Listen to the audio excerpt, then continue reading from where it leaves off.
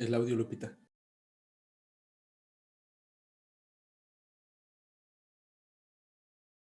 Doctora, no tiene prendido su micrófono. Ya, listo.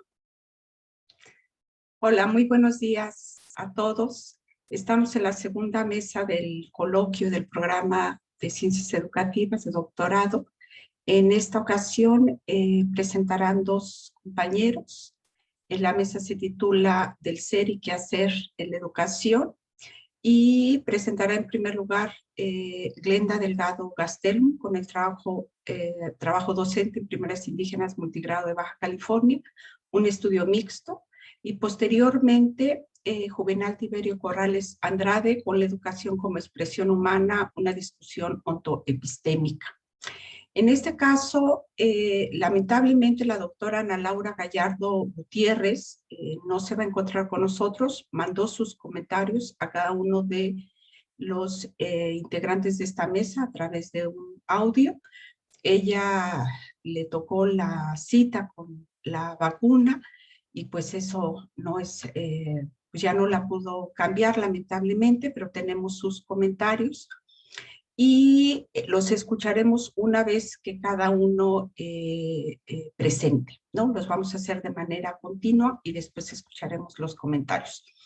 En ese sentido, como en la mesa pasada, tendrán 20 minutos cada uno y yo más o menos a los 4 minutos les haré notar que su tiempo está a punto de terminar por si quieren, en caso de que sientan que vayan lentos para que terminen a tiempo, ¿no? Entonces le vamos a dar la palabra a la maestra Glenda Delgado Gastelum. Si por favor puede ya poner su presentación y yo le avisaré si ya se ve.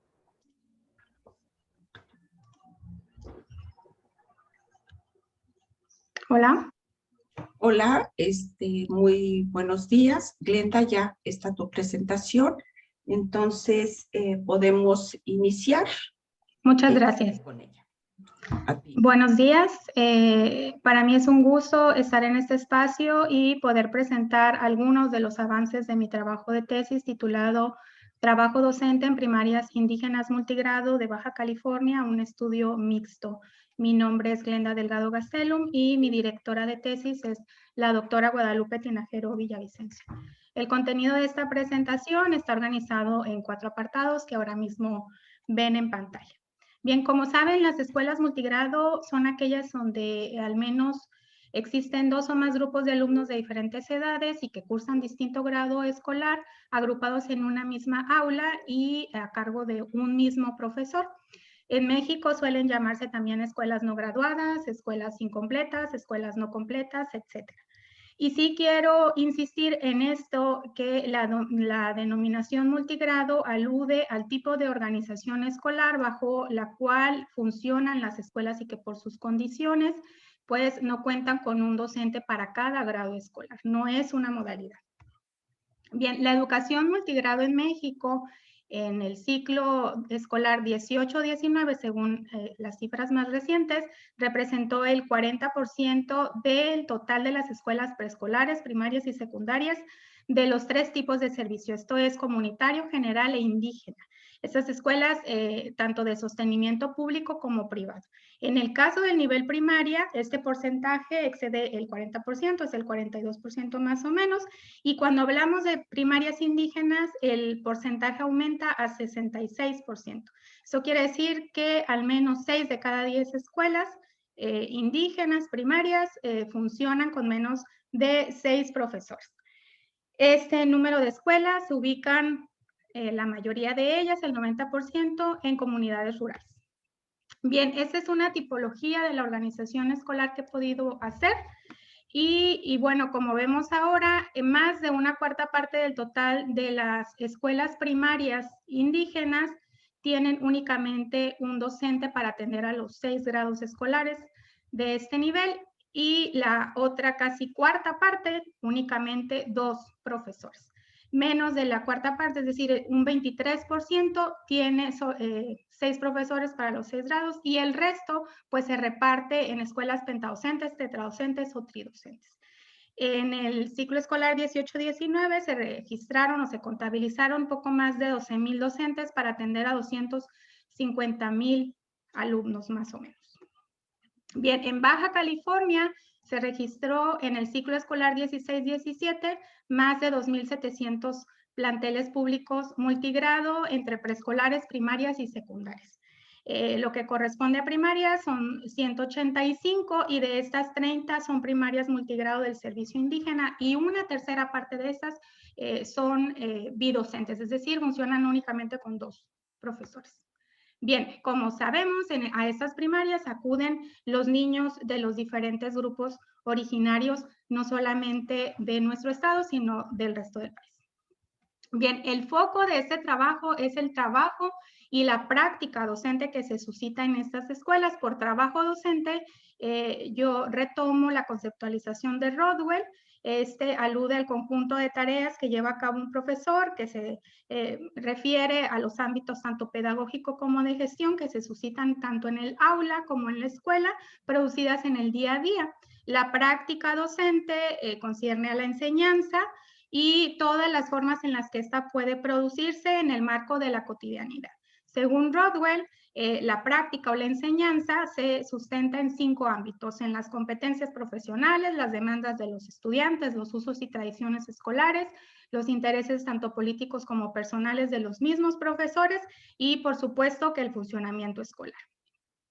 Particularmente, la práctica docente en las primarias indígenas tiene sus cualidades. La primera de ellas es que implica la puesta en marcha, en práctica, de una propuesta curricular vigente. Y en este caso estamos hablando de 2 propuestas aún vigentes, la de 2011 y 2017, y habrá que implementarse según la normativa oficial vigente en la lengua indígena de los estudiantes.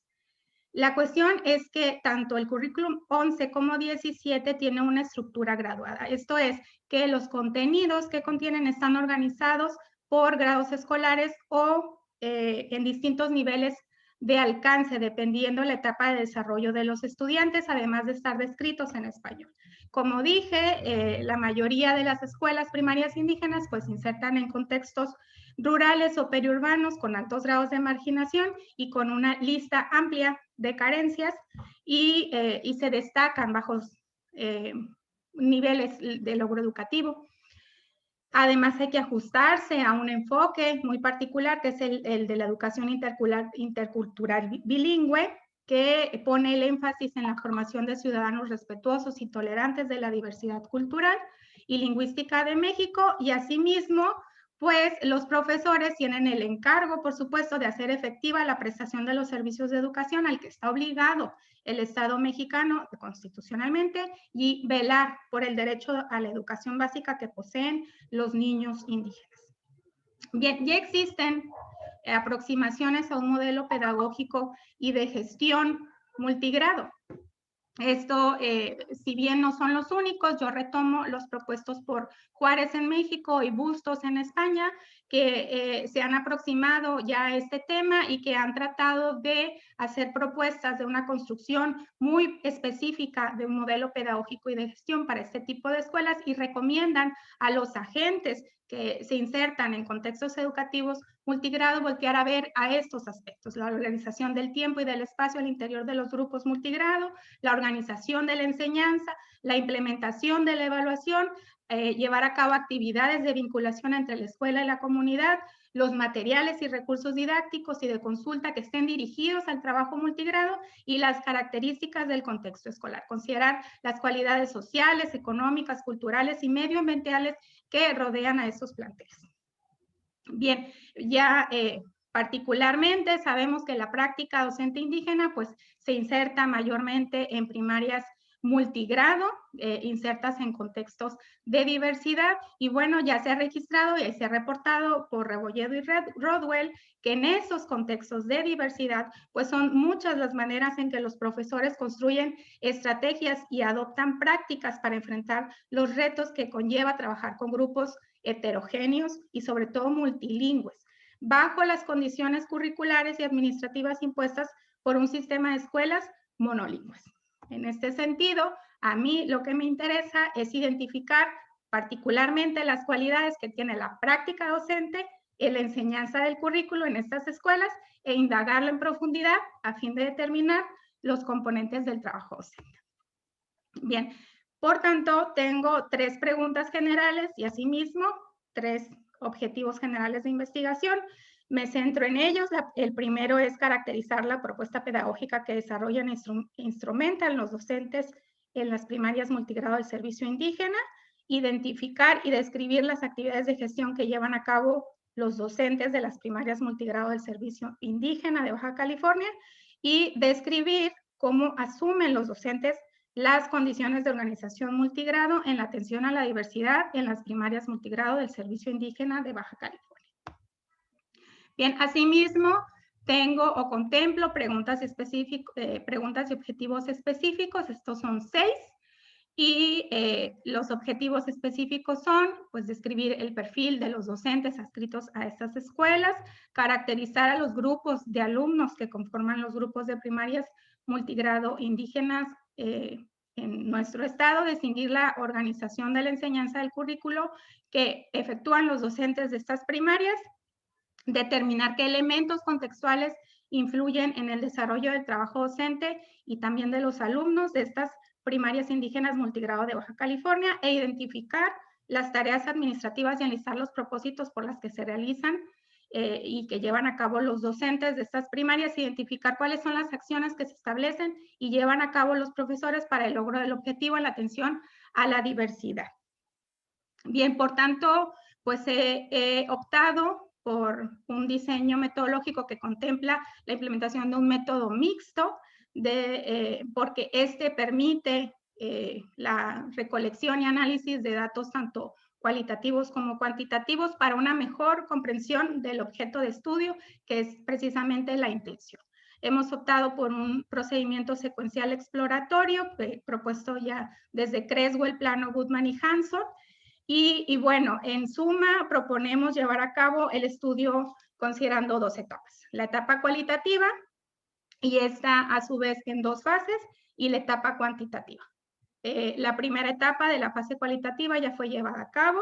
Esta consistió en la recolección o la elaboración de 2 entrevistas llevadas a cabo con 2 profesores frente a grupos multigrado. Ambos pertenecen a una escuela tridocente ubicada en la entidad.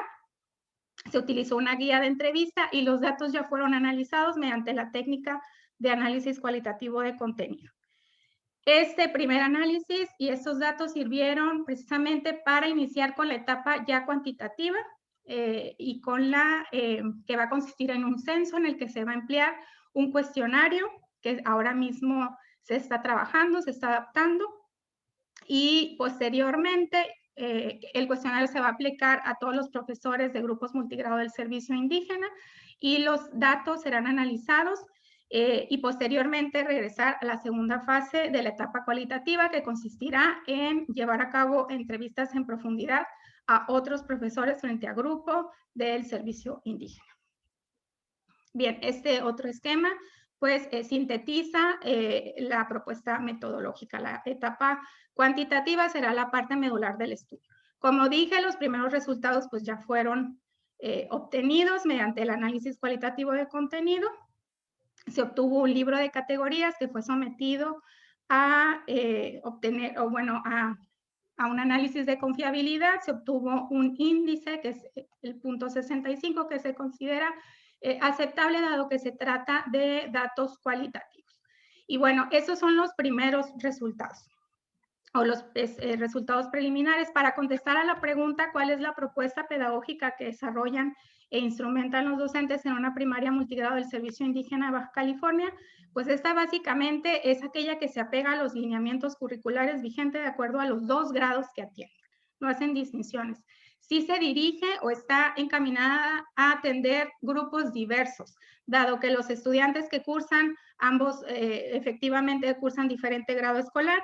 Algunos son indígenas, predominantemente mixtecos, otros con necesidades educativas especiales, otros con rezago escolar, una minoría en edad extraescolar, por ejemplo, un estudiante que tiene 11 años y apenas cursa el 3er grado, otros son migrantes.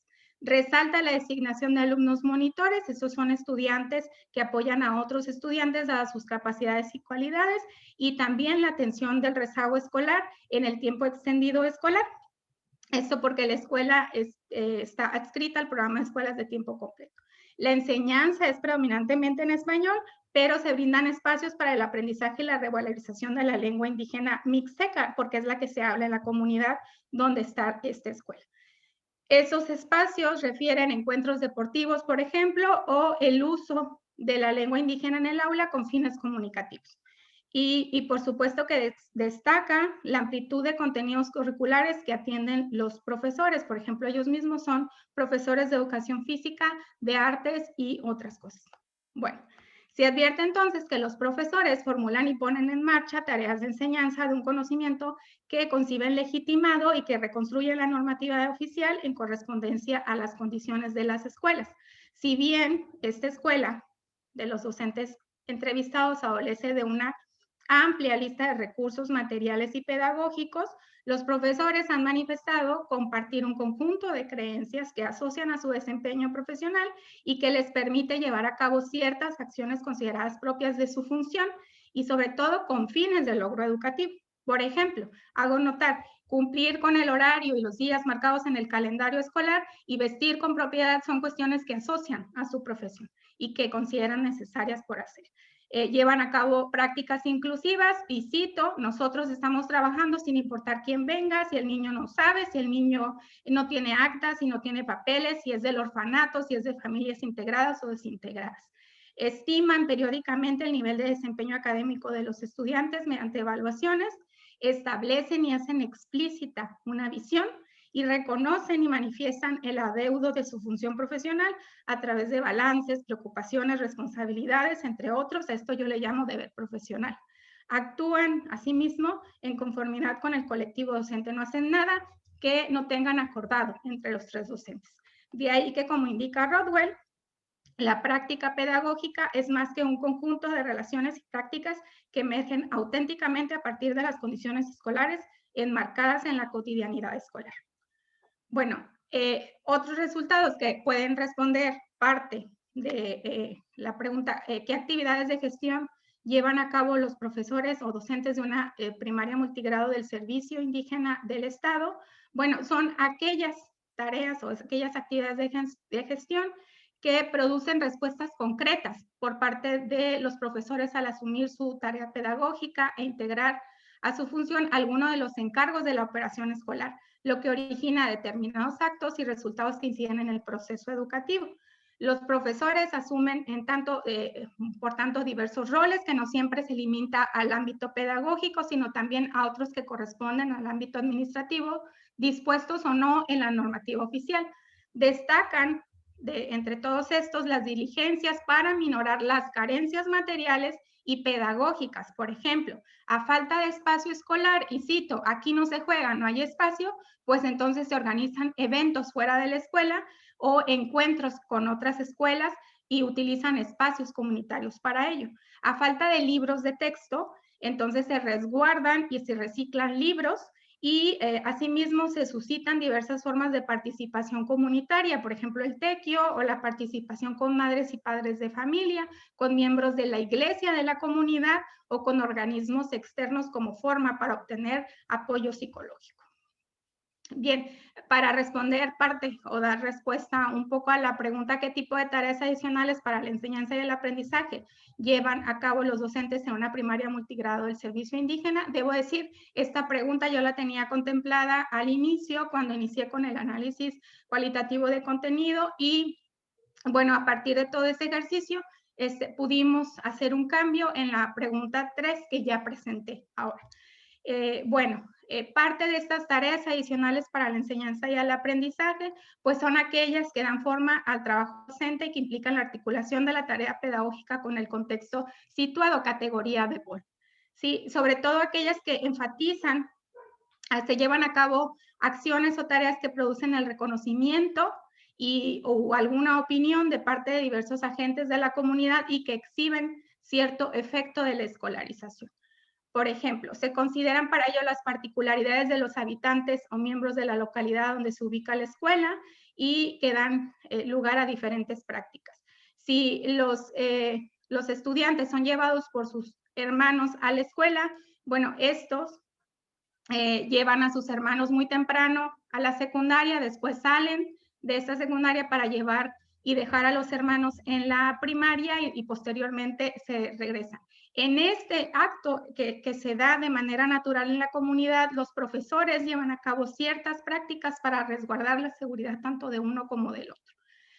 También hay prácticas escolares llevadas a cabo en sitios comunales o fuera de la escuela por diversos motivos. Se hace o se da la promoción e implementación de acciones para la recaudación de fondos o recursos financieros, materiales y humanos, y una vez que se obtiene parte de estos recursos, pues son los mismos profesores, por ejemplo, quienes actúan o remodelan la escuela o elaboran o colaboran en la ampliación del plantel o cosas por el estilo. Prestan atención y tiempo a los representantes de diversos organismos oficiales y no oficiales que llegan al plantel por diversos motivos. Y bueno, están siempre abiertos a la discusión de alternativas que apoyan el proceso de enseñar y sobre todo de aprender. Bueno, pues por mi parte es todo. Esas son algunas de las referencias utilizadas para esta presentación. Muchas gracias.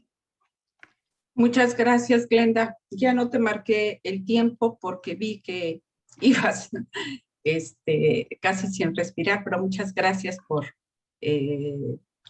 tomar el tiempo que se había acordado. Bueno, en el orden que seguimos, vamos a presentar al maestro Juvenal para que presente su trabajo y posteriormente escucharemos los comentarios. Muchas gracias. Adelante, Juvenal. Te aviso cuando esté la presentación.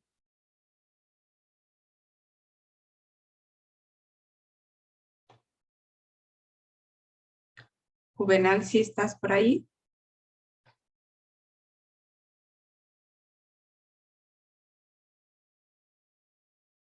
Sí estoy, doctora. Voy para allá, voy para allá. Estoy Muy en bien, eso. muchas, Sí, gracias. muchas gracias. Sí.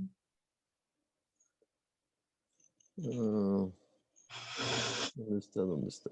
Compartir. Ok. Iniciar. Igual procederemos a los 4 minutos de aviso en caso de que... Sí, doctora. Claro que sí. Perfecto.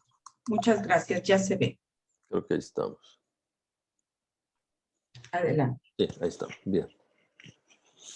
Bueno, en general, los principios, lenguaje y concepciones de todo campo de estudio son considerados como verdades consabidas e incuestionables. El campo de la investigación educativa está inmersa en esa tendencia y puede percibirse en ella un enfoque pragmático utilitarista que privilegia el hacer y que evade sistemáticamente el plano ontológico. Ante esta realidad se propuso una discusión ontoepistémica dirigiendo la problematización desde la pregunta por el ser de la educación. Un estudio dirigido a la interpretación de la expresión del ser y al ser expresado.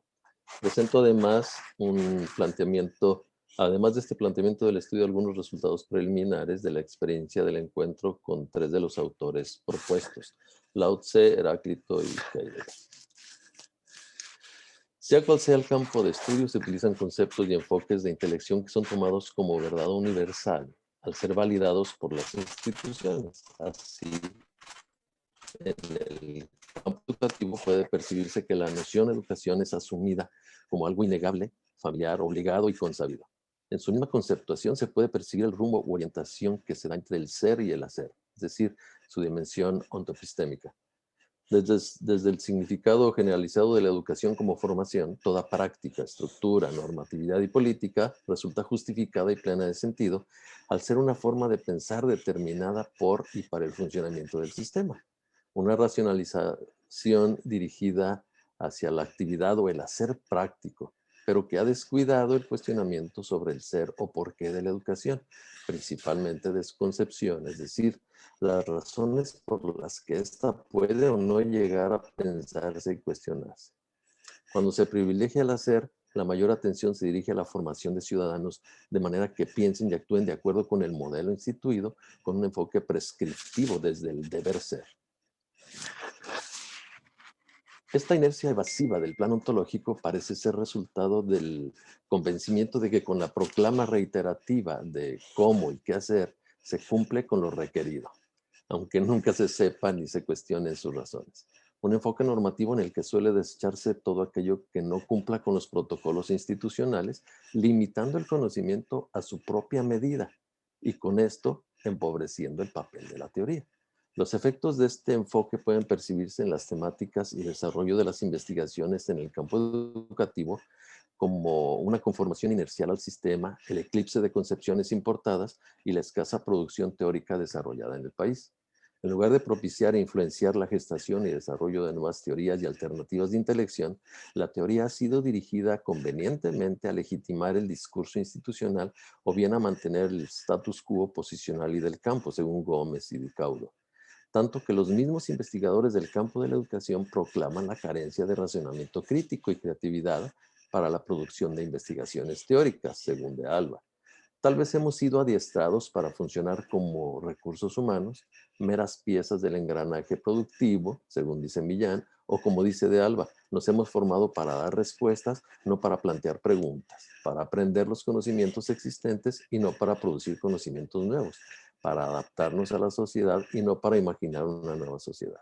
De esta manera, aunque la presente investigación pudo enfocarse en dar explicaciones a la problemática sobre la alienación al pensamiento imperante y a la escasa producción teórica, la problematización se dirige desde lo que considero el origen, es decir, la desatención al plano ontológico, a la pregunta por el ser de la educación.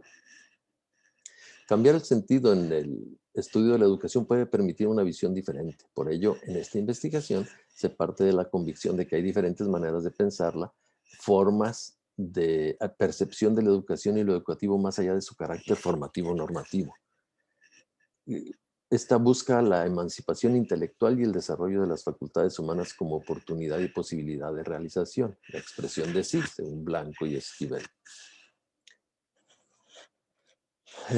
Por ser la educación inherente al ser humano, su estudio se intenta en este mismo espacio del ser. No solamente hacia, sino de forma especial desde lo humano. Y esto porque cuando el sentido privilegia el ser, se posibilitan los canales mediante los que todo individuo puede aprender a pensar y pronunciarse sin tener que conformarse al sistema dominante. Es un sentido que posibilita la percepción no solo intelectiva, y tampoco solo intuitivo experiencial, sino que es una percepción concienciada, intuitivo-intelectiva. Como en este caso la intención es dirigir la atención a la reflexión sobre el ser de la educación, se estimó necesario trascender de las concepciones de la educación e ir a su origen y proyección, es decir, una discusión ontoepistémica a nivel de perspectiva. Cuando hablo de perspectiva, considero más que visión, nivel, planos o dimensión a los sentidos que se dan en el espacio de coincidencia del origen, procedencia y orientación del conocimiento, un espacio al que yo he llamado genestesia. En la genestesia se manifiestan las perspectivas inducere y exducere, dos sentidos necesarios, irrenunciables y complementarios, a partir de los que se desarrolla y dirige el flujo de experienciales o estímulos que generan la concienciación continua de la realidad. La genestesia nos permite ubicar los diferentes puntos focales o locus en los que coinciden las dimensiones ontológica, epistemológica y metodológica, desde donde se visualiza la realidad y se genera el conocimiento. A través de estos puntos focales, las perspectivas o sentido se introyectan dentro de una misma tradición o se proyectan fuera de ella hacia otras, incluso las trascienden. Si bien toda tradición contiene en sus diferentes dimensiones los principios que le proveen de identidad y determinan la forma en que dentro de ella se concibe, genera y valida el conocimiento, su sentido perspectiva depende de dónde parta y hacia dónde se dirija la atención para la percepción de la realidad. En el sentido o perspectiva inducere, el flujo de impulsos se dirigen del exterior hacia el interior del cognoscente. Una perspectiva como esta, donde la razón es el punto de convergencia, permite conocer un fragmento reducido de la realidad y nos posibilita para conocer y aceptar solo aquello que se encuentra dentro de los límites del conocimiento que las mismas tradiciones determinan para la realidad. En la perspectiva con sentido de Dussiere, este conjunto de estímulos de la realidad son propulsados desde el interior, haciendo emerger la experiencia de concienciación, ampliando su proyección a medida que fluye desde él. Desde este sentido, la perspectiva se proyecta a partir del sujeto a través de los puntos focales de las dimensiones mencionadas, la espiritual, la sensorial y la intuitiva, posibilitándonos un conocimiento cada vez mayor y sobre todo potencial creador, es decir, virtual. Una experiencia intuitiva intelectiva que contempla otras formas de percepción que van más allá de lo determinado como racionalmente posible. Considera el ejercicio racional como posibilidad y oportunidad de percepción y génesis del conocimiento, pero no la única. A partir de la perspectiva de Dussiere, la educación no se considera ente o mediador, sino que por sí misma es expresión del ser que se concreta de tantas maneras como individuos la piensan. Además, siendo el fenómeno expresivo propio del ser humano, solo puede manifestarse desde y a través de la correspondencia con otro y con lo otro. De esta manera, las diferentes formas, métodos, enfoques, finalmente instituciones y tradiciones son solo puntos focales a través de los cuales puede generarse proyectándose el conocimiento en una autopoiesis virtual, es decir, que reenfocándose se actualiza y se autogenera. A partir de la perspectiva de expresión ex Dussiere, la educación no necesita que se le dote de sentido, se le adjudiquen fines y objetivos. Su razón de ser es la misma expresión del ser de los humanos. De esta educación, expresión, las acciones e instituciones ya no estarían dirigidas a la formación de un humano predeterminado para el sistema, sino que éstas emergen con sentido de trascendencia de un ser humano que transforma la realidad desde su propio desarrollo, expresándose, transformándose. No es pues la educación la que forma ciudadanos o reproduce la cultura y desarrolla sociedades, sino que son los seres humanos quienes se expresan como ciudadanos en sociedad desde una particular forma de vida. Un ambiente donde la solidaridad y el altruismo, la colaboración y la convivencia no tienen por qué ser prescritos y normados, sino que estos surgen como una vivencia de expresión.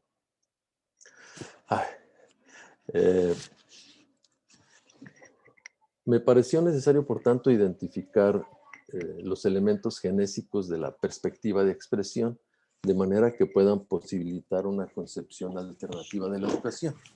Consideré primordial partir de la exposición de las nociones iniciales generadas en el primer ejercicio de introspección, toda vez que desde esta perspectiva, según pude visualizar, la producción de postulados teóricos en el campo de la investigación educativa sería la expresión de la reflexión misma sobre el ser de la educación. Por eso planteé la pregunta, ¿qué es la educación concebida desde una perspectiva de expresión? Y como objetivo reflexionar sobre el ser de la educación que posibilite desde la perspectiva de expresión la adopción de un sentido alternativo de investigación y que propicie el desarrollo de conceptuaciones propias que contribuyan con la promoción de proyectos teóricos. En la exploración documental, según el verbo descriptivo de la concepción de educación, encontré que aunque ambas perspectivas están presentes, en las definiciones que hacen Fermoso, González, Santos y Acevedo, entre muchos otros, prevalece un sentido formativo normativo. Para Romero, la educación surgió ante la necesidad de supervivencia. Para Nietzsche, Foucault, Lacan, ese objetivo cambió hacia el control y dominación y el ejercicio del poder.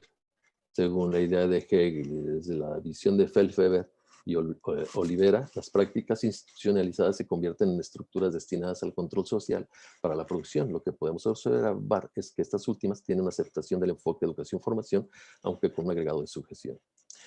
Aunque según de Alba, la carente o escasa producción teórica en nuestro país es tan evidente como su necesidad, se puede percibir cómo en la historia de la educación algunos personajes se han distinguido como gestores e impulsores de desarrollos teóricos alternativos, produciendo importantes aportes para la ciencia y prolongándose por sus ideas y teorías no conformadas, pero sobre todo por la coherencia de estas con su estilo de vida.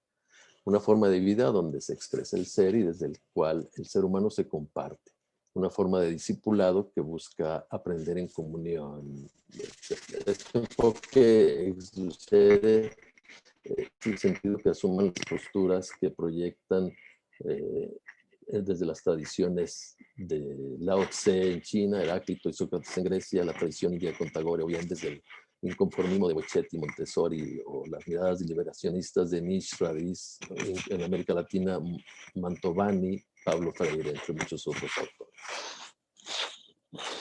Dado que el sentido dominante es inducere, o sea, instrumental, formativo, normativo, y que lo que pretende buscar la atención al plan ontológico, el desarrollo de este trabajo se realiza desde la perspectiva induciere, o de expresión.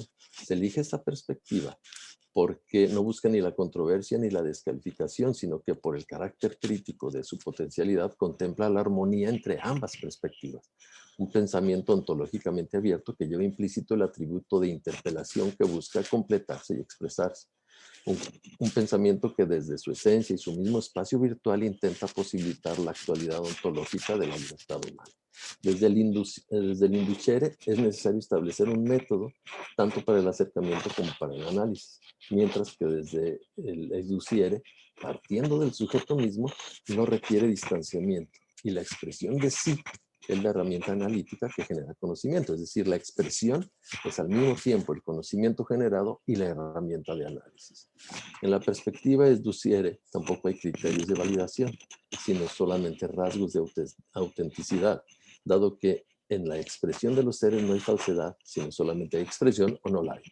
De esta forma, viendo la educación como fenómeno que expresa al ser humano, requiere y le es propio un estudio hermenéutico fenoménico, toda vez que busca interpretar la experiencia de expresión desde y al ser de la expresión.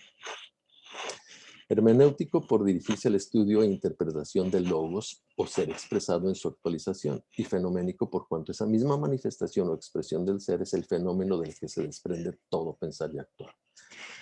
En el caso que nos ocupa, la interpretación está dada desde la percepción de la expresión de diferentes autores, de la experiencia con ellos, un diálogo fenoménico desencadenado por esa experiencia de encuentro y que es previo o simultáneo al pensamiento generado con ella.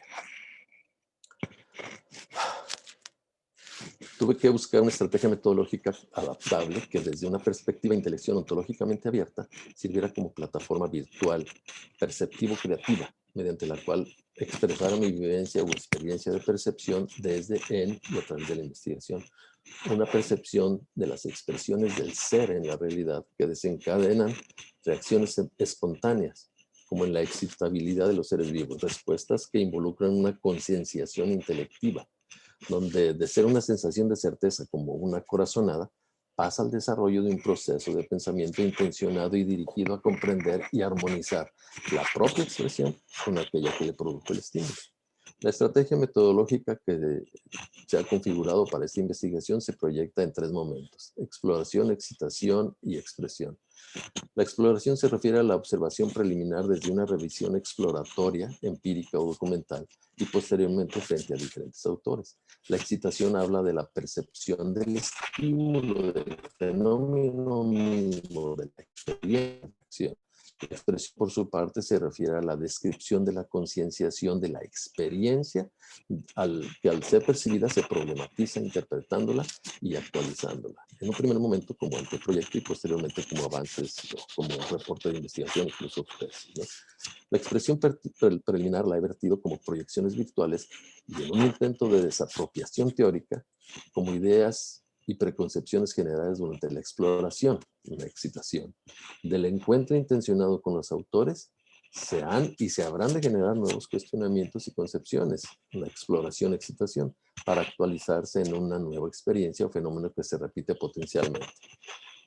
Juvenal, Sí. perdón, te faltan 5 minutos y tenemos en pantalla que tu Mac entrará en reposo si no la conectas. A ver, déjeme conectarla y continúo con los 5 minutos. Por favor.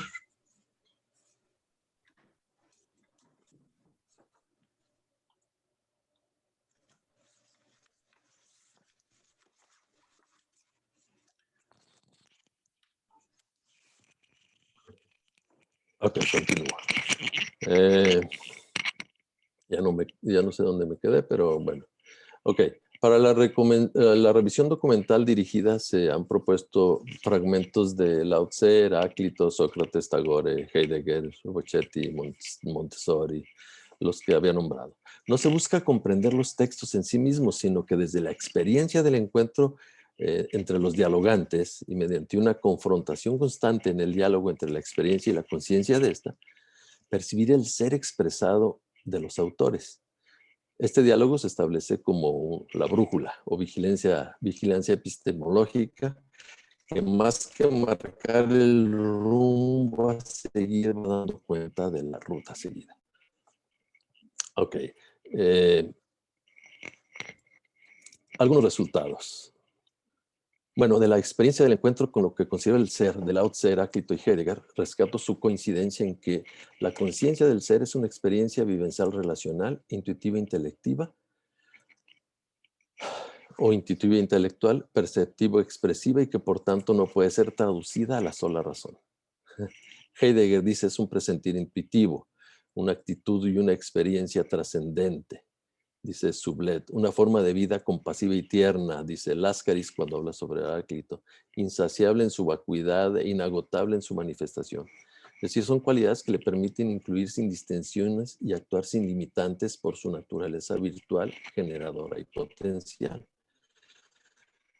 Otra de los resultados es que su certeza se da en el cuestionamiento y cambio permanente, en el dinamismo y la incertidumbre, propiamente en la observación de la naturaleza.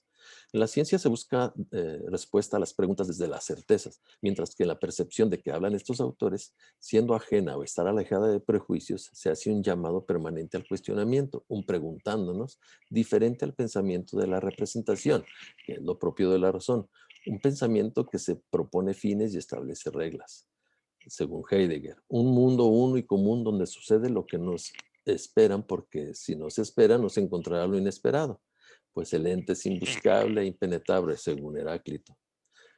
Y una espera que habrá de ser abierta a la percepción de la manifestación natural del ser, dado que la naturaleza oscila entre los contrarios y con ellos produce lo concorde. De esta forma, la sabiduría consiste en decir la verdad y obrar escuchando a la naturaleza, Heráclito. Una percepción que es experiencia de la razón del ente en su naturaleza dinámica. Esto quiere decir que está siempre en movimiento. Que está siempre en movimiento quiere decir que se aleja quiere decir que retorna, Lao Tse. En otras palabras, siempre está volviendo, iniciando natural. Otro de las hallazgos es que no es lograda por todos porque requiere una desapropiación introspectiva poco común cuando, como en la investigación educativa, se ha privilegiado el hacer sobre el ser. Esta desapropiación y reconocimiento del sentido natural van acompañados de la inocencia del gesto que brota congruentemente a una necesidad de expresión interior, dice Sublet. ¿De dónde viene ese conocimiento de la naturaleza? De eso justamente, dice Lao Tse. Aceptar esa forma de percepción es un salto a donde todo parece extraño, como en el espacio que yo llamo genestesia. Es abrirse, desconcertante porque exige escuchar, el libre de certezas y prejuicios. Vivencia que se expresa en el no interferir con el orden natural, según Lao Tse. De esta manera es un uso solamente, y aquel que usa esta luz del mundo para retornar a su claridad interior es preservado. Bueno, es decir, hay algunos hallazgos interesantes y bueno, yo aquí hablaría ya solamente de un poquito de la experiencia en un minuto. Esta exploración a mí me ha posibilitado para poner atención en mis concepciones sobre la educación, el conocimiento y el ser humano. He de decirles que pues esta excitación la pude plantear en mi anteproyecto y proyecto, pero también ciertamente hubo muchos comentarios y hubo muchos estímulos que de inicio me sacaron un poquito de lo que yo proponía como metodología por la misma inercia de buscar las categorías y buscar explicaciones racionales. Sin embargo, bueno, estas mismas experiencias me fueron regresando a lo que yo llamo el conocimiento intuitivo, ¿verdad? Y me permitió pues seguir avanzando, ¿no? Y creo que vamos por ahí, vamos en ese camino. Muchas gracias. Muchas gracias, Juvenal. Si nos, ok, ya, para que dejes Sí, de, sí, vamos a quitarla de ahí, nada de más. compartir. Déjeme ver dónde sé. Sí, Dejar de compartir. yo creo que ya quedó. Creo que ahí está. Vamos a pasar a escuchar las grabaciones que nos mandó respecto a los comentarios que hace la doctora Ana Laura Gallardo Gutiérrez. Antes de eso voy a dar una breve semblanza y después para que la maestra Claudia nos apoye para que los escuchen ustedes. Y bueno, de la doctora Gallardo Gutiérrez les puedo comentar que ella es doctora en pedagogía por el posgrado en pedagogía de la UNAM. Actualmente se desempeña como investigadora de tiempo completo en el Instituto de Investigaciones sobre la Universidad y la Educación de la UNAM, el ISUE. Sus áreas de interés en investigación son educación intercultural, educación indígena, currículum y educación básica, teoría y filosofía de la educación. Entre sus distinciones destacan ser miembros del COMIE, de la Asociación Internacional de Estudios Avanzados sobre el Currículum, y además fue distinguida con la medalla Alfonso Caso por estudios de doctorado otorgada por la UNAM en 2016. Sus dos publicaciones más recientes, para no tomar más tiempo, son notas en torno a los fundamentos del currículum de la educación básica nacional, en el libro de Educación Básica y Reforma Educativa, coordinado por Patricia Dupuy, y Lógica de la Articulación en la CRU, y Currículum Intercultural, Pistas para la Erosión de la Educación Básica Nacional, en el libro coordinado por Rosa Nidia Buenfil y Zaira Torres, que tiene por nombre A Profesiones e Impacto de la Obra de la CRU en Investigación. Sin más, vamos a pasar a escuchar sus comentarios. ¿Nos apoyas, Claudia, por favor? Hola, ¿qué tal? Mi nombre es Ana Laura Gallardo y bueno, yo trabajo en el Instituto de Investigaciones sobre la Universidad de la Educación de la UNAM y le agradezco mucho al doctor Gerardo Málaga la invitación a participar en este encuentro, digamos, de la revisión de avances de estudiantes. Les pido una disculpa porque pues en este mismo momento estoy formada para la vacuna de COVID, entonces pues bueno, tratando de adaptarnos a estas condiciones es que yo me permito hacer este video para comentar el trabajo de Glenda Delgado Gastelum. Ella presenta su avance respecto de su investigación que titula Trabajo docente en primarias indígenas multigrado de Baja California, un estudio mixto.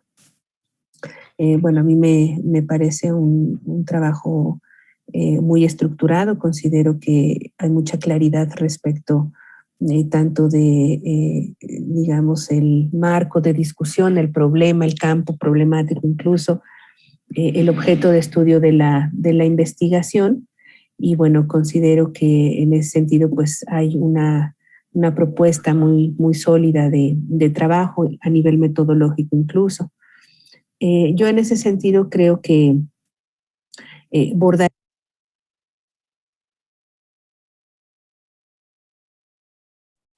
¿Algo pasó?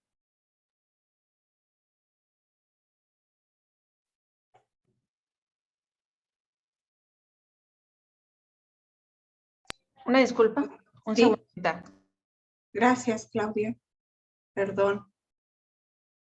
Pero bueno, entre su circunstancia y los problemas técnicos, pero ahora se reintegra. Gracias por su paciencia.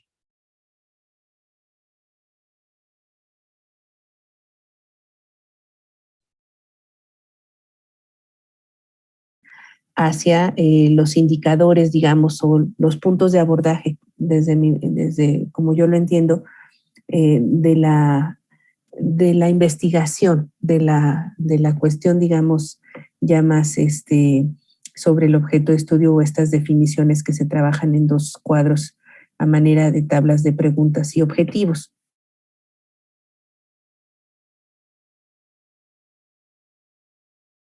o ese sería como uno de los elementos centrales de mi comentario, lo que implica la cuestión de las lenguas indígenas en los indicadores o en los elementos centrales de la investigación.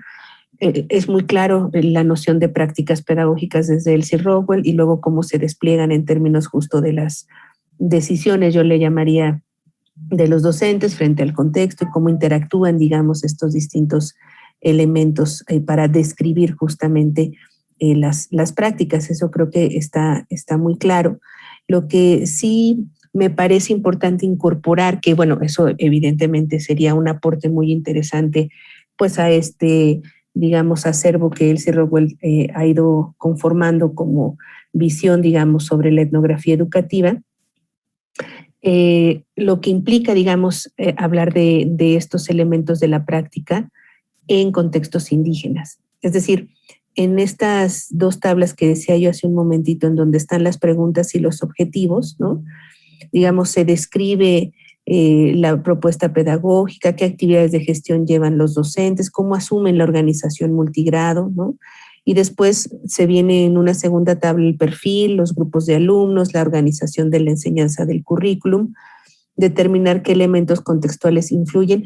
Y en todos esos se puede, digamos, notar, como lo hice yo al momento de revisar la parte final de los resultados, que lo primero que se recupera pues es justamente lo que implica el uso de las lenguas, ¿no? El uso de las lenguas indígenas, qué lenguas están presentes, si los profesores son hablantes, si los niños son hablantes, y de alguna manera pueden y están, digamos, atraviesan estas distintas preguntas y objetivos específicos de la tesis, y por lo mismo creo yo que es necesario un abordaje específico, ¿no? Es decir, que la dimensión etnolingüística de lo que sucede en estas escuelas es muy importante documentarlo en sí mismo, ¿no? Es decir, todo este perfil o radiografía, digamos, sobre el uso y aprendizaje de las lenguas indígenas en estas escuelas es súper importante. O sea, sabemos que tenemos 45 años de educación indígena y que a la fecha, pues la escuela ha funcionado muy bien para desplazar las lenguas indígenas, ha contribuido activamente a la castellanización. Entonces, es un registro necesario, digamos, al analizar escuelas multigrado en contextos indígenas, ¿no? La mirada sobre lo multigrado, la mirada sobre la práctica es muy clara, pero esta mirada sobre el componente indígena creo yo que daría una vuelta de tuerca muy importante al trabajo si se incorpora como un registro específico, ¿no? Observar, digamos, se tiene en esta parte la enseñanza del currículum que efectúan los docentes.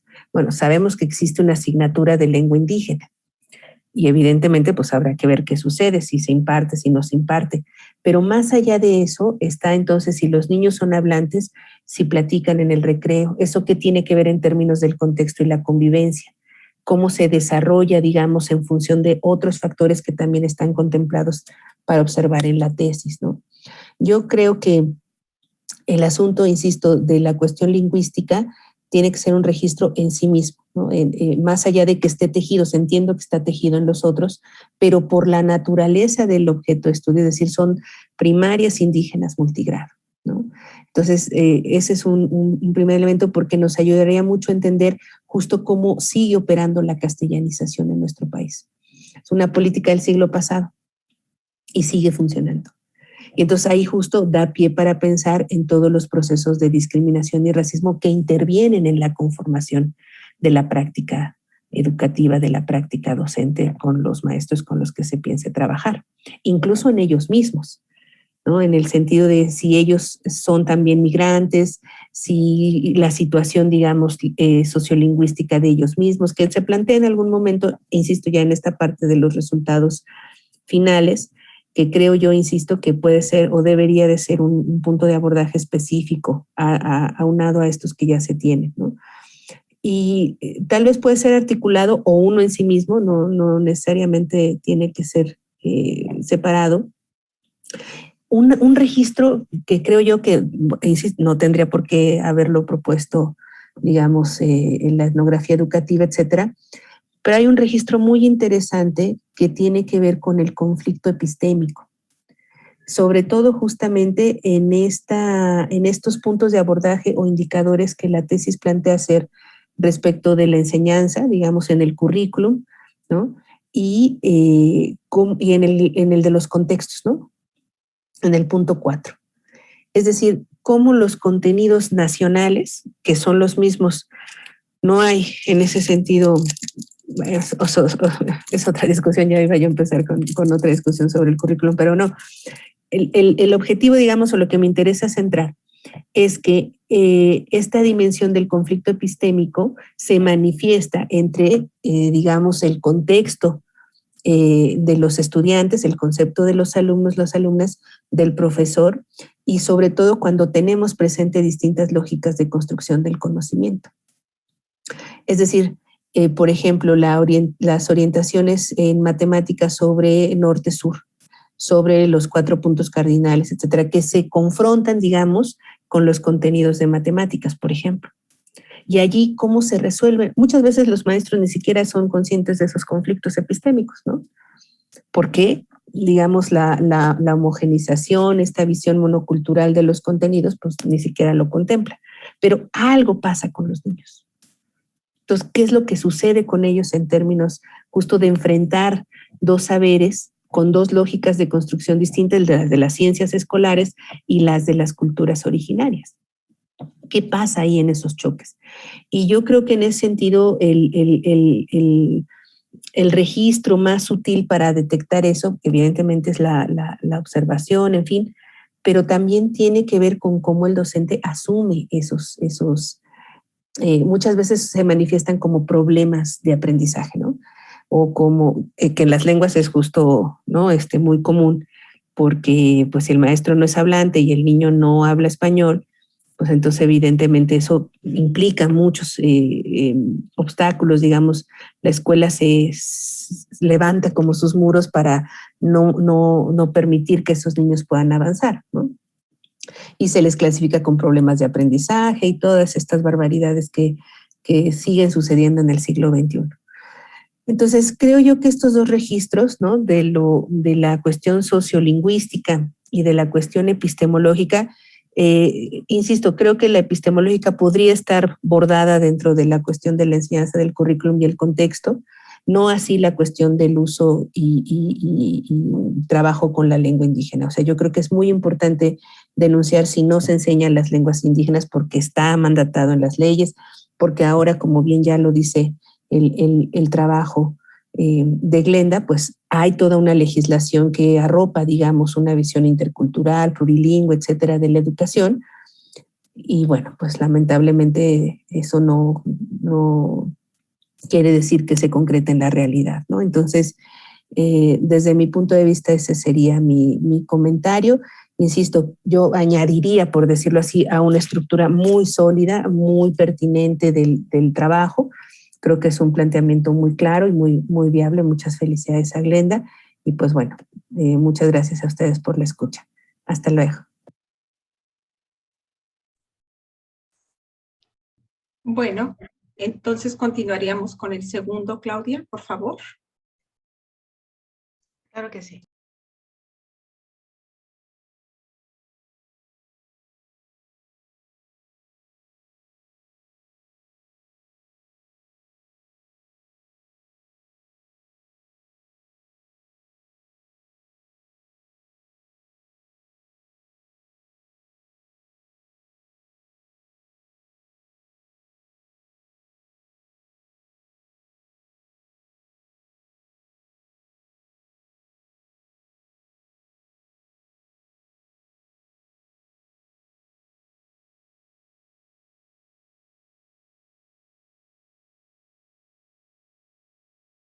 ¿Qué tal? Mi nombre es Ana Laura Gallardo y yo trabajo en el Instituto de Investigaciones sobre la Universidad y la Educación. Me alegra mucho poderme comunicar con ustedes, aunque sea por este medio, dadas las condiciones. Le comentaba al doctor Gerardo que, bueno, pues le agradecía mucho la invitación y le comentaba que un poco tenía que ser en este formato, dado que el día de hoy, pues, a mí me toca mi vacuna de COVID, entonces pues tratando de adaptarnos una vez más a estas contingencias es que yo me permito hacer esta grabación y bueno, les ofrezco una disculpa por no poder estar de manera presencial. Este video está dedicado al comentario del trabajo que presenta Juvenal Tiberio Corrales Andrade, que intitula La educación como expresión humana, una discusión ontoepistémica. Yo he organizado en dos ámbitos, digamos, mis comentarios. Uno que tiene que ver con los contenidos propios, digamos, del trabajo, y otro que tiene que ver con, digamos, la estructura o lo que desde mi punto de vista puede recuperarse en el sentido del armado de una tesis en una discusión como la que él plantea. Entonces, a lo mejor traté de sistematizarlos en esos dos ámbitos, pero bueno, siempre están interconectados, entonces igual voy a ir y venir en algunas ocasiones. Bueno, desde mi punto de vista es, creo yo, un planteamiento muy inicial, ¿no? de esta discusión o de este problema de investigación, por decirlo así. Creo que al ser muy inicial, pues necesita de muchos elementos todavía para recuperar de alguna manera discusiones de fondo sobre el tema que Juvenal plantea.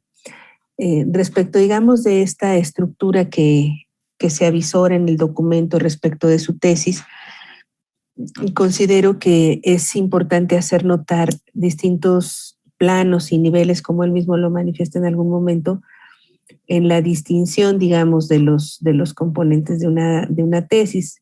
Me refiero, digamos, a este traslape que existe entre referente empírico, entre objeto de estudio, entre categorías de análisis y la postura o perspectiva sobre la investigación, ¿no? Es evidentemente una tesis teórica, lo cual no tiene mayor problema, pero creo yo que estas distinciones son importantes de ir distinguiendo porque justamente allí es donde puede operar un motor de arranque, digamos, de la investigación. Entonces, creo yo que, por ejemplo, el hecho de querer trabajar con ciertos autores en donde justo se pueda analizar su noción de educación para contrastarlo, reflexionarlo a la luz de esta idea de la propuesta, perdón,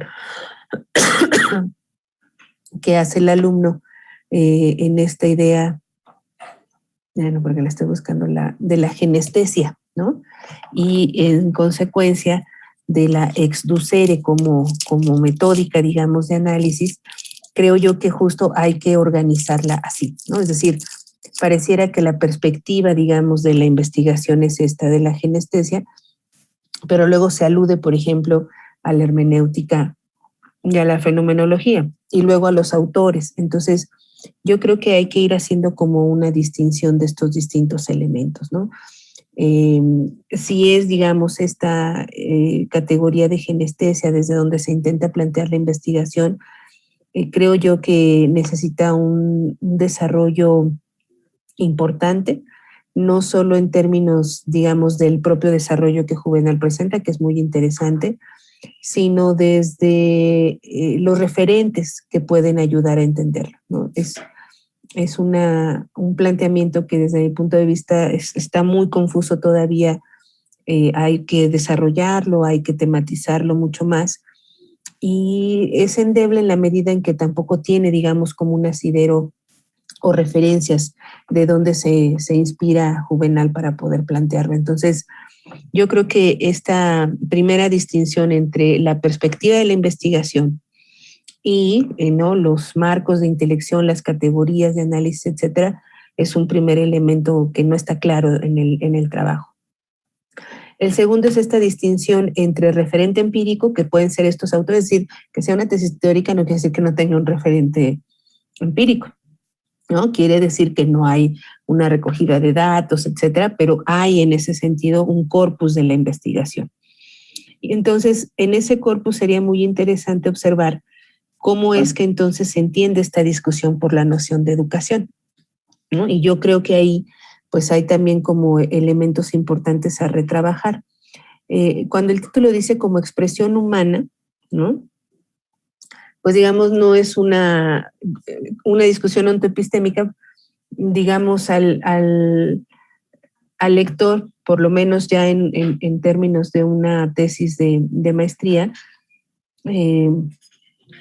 pues es, digamos, como una especie casi de lugar común, ¿no? La educación como expresión humana, pues sí, eso es verdad, ¿no?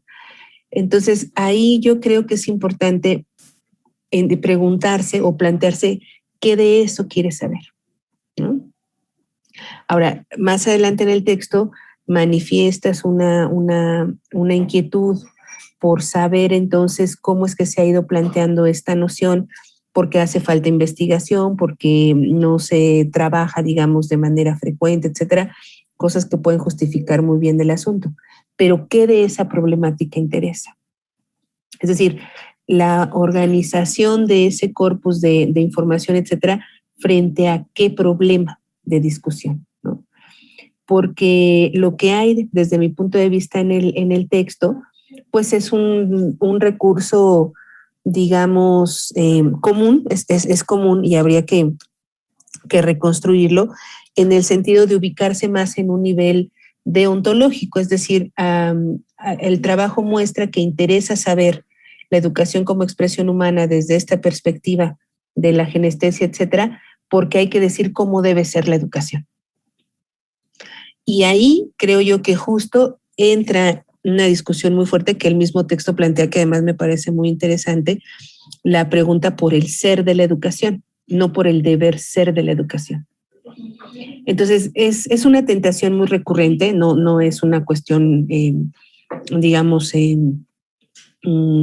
¿cómo explicarla? Digamos, poco común, etcétera, al contrario.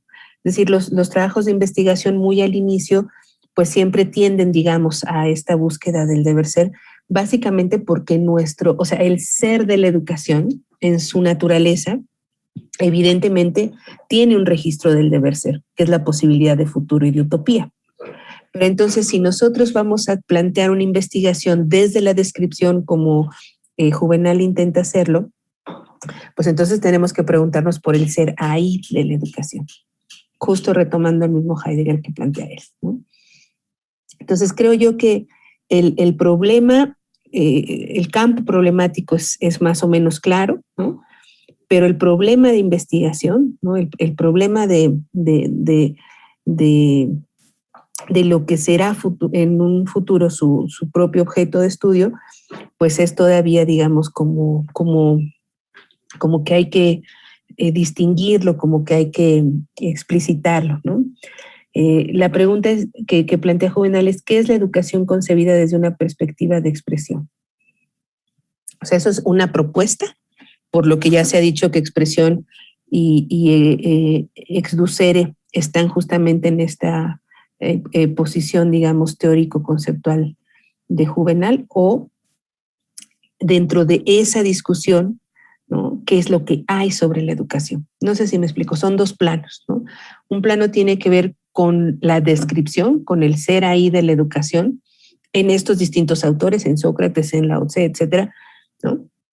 Y luego, a partir de eso, entonces, ¿cuál es la lógica ontoepistémica que estos distintos autores plantean? ¿Para qué? Para observar entonces justamente pues estos distintos posicionamientos o paradigmáticos, etcétera. Ahí justo vendría como esta discusión.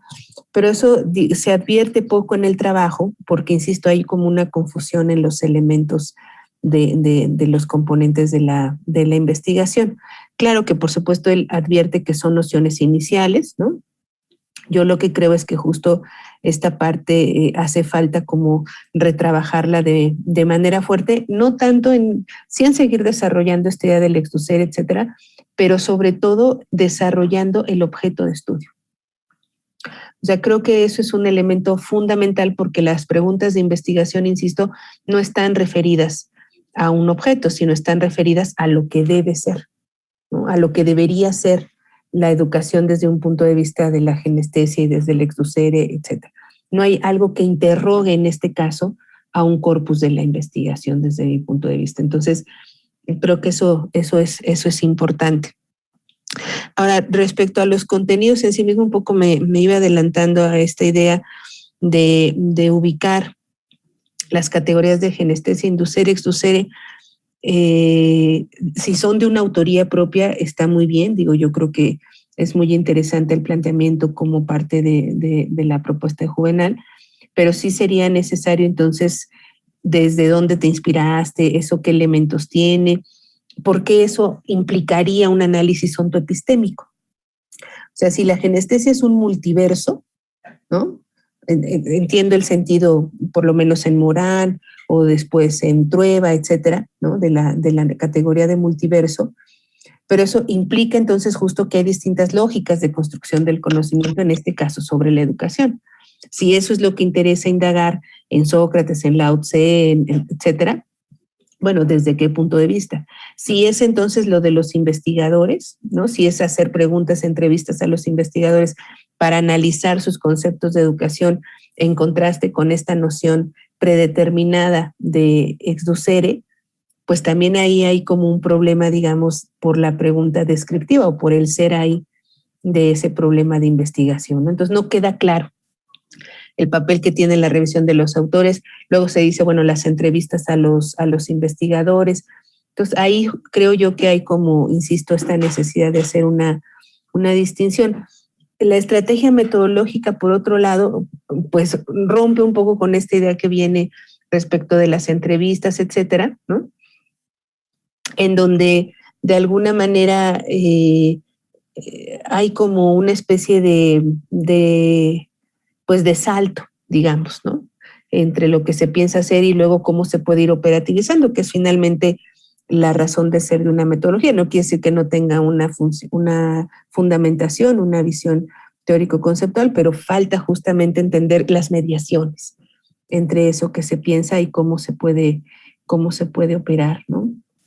Entonces, yo considero que un elemento central pues es seguir revisando algunos elementos. Por ejemplo, se hacen algunas afirmaciones un poco aventuradas sobre que no hay investigación teórica en México, que no ha habido elementos que apunten a una educación o a una revisión ontoepistémica, etcétera. Entonces yo creo que ahí pues sí es importante adentrarse más en los estados de conocimiento del COMIE. Se cita solamente uno, hay 3, las polémicas. O sea, creo que hay una base muy potente del trabajo que no reconoce, por ejemplo, toda la discusión sobre la conformación del campo, ¿no? Es decir, toda la polémica en torno a la pedagogía, a la ciencia, a las ciencias de la educación, a la crisis epocal, ¿no? Incluso hasta nuestros días con esta polémica que plantea Wilfred Carr sobre el fin de la teoría para la educación, para la pedagogía, ¿no? Entonces, es muy interesante ir observando cómo todos esos elementos pueden ayudar a distinguir esto que yo llamo como traslapes de los elementos que conforman la investigación, ¿no? Sí creo que si el perfil, digamos, del trabajo, pues es evidentemente teórico, filosófico, etcétera, pues es importante que todos esos elementos queden bien fundamentados y que se asuma justamente una visión densa de la teoría y no desde el deber ser, digamos, de la educación, ¿no? Yo creo que eso es como de los elementos centrales, porque de otra manera, pues caemos justamente en esto mismo que un poco se quiere criticar, ¿no? Que esta dimensión de qué es la educación, ¿no? Que es el ser ahí de la educación, como diría Heidegger, cuando él se pregunta justo por la filosofía, ¿qué es eso de filosofía, ¿no? Y lo analiza justamente en términos de lo que hay, no necesariamente de lo que él piensa que debe ser, incluso en comparación con otras culturas, que luego, por ejemplo, ese trabajo es muy interesante, cómo Panikkar lo radicaliza, ¿no? Es decir, observa que esa pregunta que se hace Heidegger por la filosofía, cuando la preguntamos desde otras lógicas de construcción del conocimiento que pasan por otras lenguas, por otros idiomas, de expresar esa relación, pues evidentemente ahí planteará incluso esta idea de una filosofía intercultural, ¿no? De una epistemología intercultural, etcétera. Entonces, creo yo que estas lecturas sobre nuestra historia epistemológica, sobre, digamos, la discusión entre deber ser y ser de la educación también es muy importante como objeto, no para que la tesis asuma, digamos, una de esas dos posturas, ¿no? No hay puntos medios en ese sentido, sino que más bien se define en términos de la investigación. Entonces, es un tema, a mí por demás me apasiona, y creo que tiene mucha potencia en el sentido de ir haciendo estas distinciones y por otro lado, ¿no? Planteándote una pregunta que a lo mejor yo todos se los digo a mis estudiantes con mucha regularidad, que pareciera obvia, ¿no? Ya entraron a la maestría, ya presentaron un proyecto de investigación, están avanzando, pero llega un momento justo en el que uno revisa el avance, etcétera, y entonces hay que devolver la pregunta, ¿qué quieres saber? No qué debe ser la educación, no qué tanto ya ¿qué quieres saber? ¿No? Entonces yo creo que eso pareciera, insisto, obvia esa pregunta, pero es un alto, desde mi punto de vista, necesario en este trabajo para poder replantear algunos de estos elementos a los que yo me he referido, que puedan permitir, pues, potenciarle el trabajo, que yo creo que eso es lo más importante, ¿no? Que la investigación tenga potencia, que tenga justo densidad teórica para analizar un objeto tan complejo como el de la educación, ¿no? Entonces, bueno, pues yo hasta aquí dejo mis comentarios para Juvenal y les agradezco mucho su atención. Voy a dejarle, bueno, el doctor Gerardo tiene mi correo electrónico por si es posible, ¿verdad? Continuar la conversación de los comentarios que yo acá he planteado. Bueno, les agradezco mucho su escucha. Hasta luego. Bueno, ahí los comentarios de la doctora Gallardo, se los agradecemos y creo que los estudiantes también. Fue clara en sus comentarios y también muy cordial. Tenemos que ver este ejercicio como una forma de no solamente profundizar, sino a lo mejor alargar la mirada sobre los objetos de estudio e incorporar otros elementos desde quienes los están leyendo. En este caso, ella a los trabajos. Es cierto que fueron trabajos cortos, digamos, las de 10 a 12 cuartillas. Obviamente fue para todos los que han participado hasta ahora y los que faltan por participar en el coloquio, pues fue un ejercicio de síntesis muy importante, no solamente de dar cuenta de su objeto de estudio, sino también de algunos hallazgos. Y en este sentido, pues se aprecia mucho el tiempo que se tomaron. Lamentablemente, como comentamos, la doctora Gallardo tuvo hoy la vacuna, se consideró que a lo mejor podía integrarse en algún momento, pero tuvo reacción a ella. De cualquier manera, agradecemos su esfuerzo de anticiparse y tener listos los videos, el audio y el video para compartir, ¿no?, cómo fue su lectura de los trabajos. Bueno, hasta aquí llegamos a esta segunda mesa del coloquio del programa. En unos minutos más va a quedar en espera la liga para proseguir con los siguientes trabajos. Les agradezco a todos, sobre todo al esfuerzo que hicieron los que presentaron tanto Glenda como Juvenal, y sobre todo a los participantes, ¿no?, tanto de maestría como de doctorado. Nos despedimos y en un momento más nos volvemos a conectar. Muchísimas gracias. Antes de cerrar Sí. la mesa, sí les pediría de favor que pudieran abrir sus cámaras para tomar una foto. Perdón, Vanessa. Hola, ya nos habías dado la indicación, pero sí, bueno. No hay problema, doctora Tinajero. Estoy alérgica a eso. Muchas gracias. Muchas gracias a todos los que están abriendo sus cámaras. Muy bien. Ya casi listos. Ahora sí, a la cuenta de 3, les tomo su foto. 1, 2, 3. Otra más. 1, 2, 3. Otra más. A los que recién se están conectando. 1, 2, 3. Y última foto. 1, 2 y 3. Muchas gracias. Muchas gracias, Vanessa. Nos vemos en un momento a todos. Felicidades a los ponentes de la mañana y a los de esta mesa. Hasta luego.